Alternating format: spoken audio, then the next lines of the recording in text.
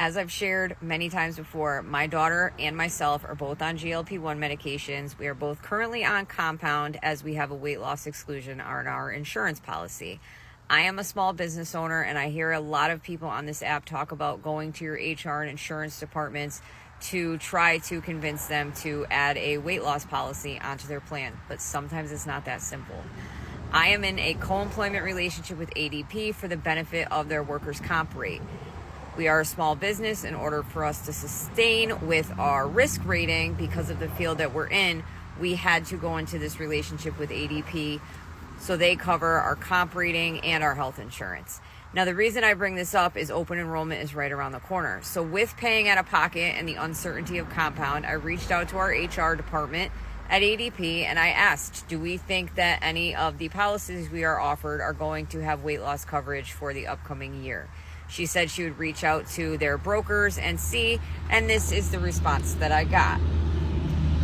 She spoke with the brokers. Aetna does not cover these drugs and don't anticipating providing coverage. They also work with Oxford Health plans and they are excluded as well.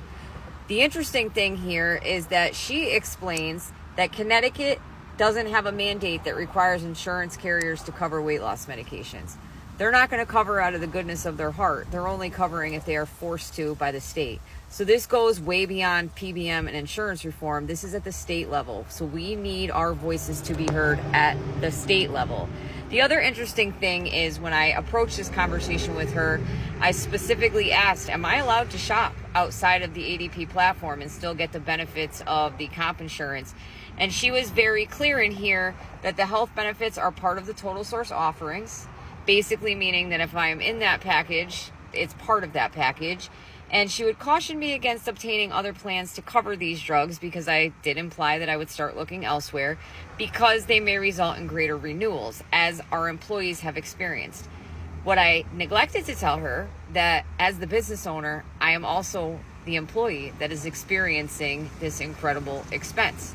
So I have some things to think about, some research to do. Our open enrollment is in February. That's when the plan renewals come out. Maybe something will change between now and then.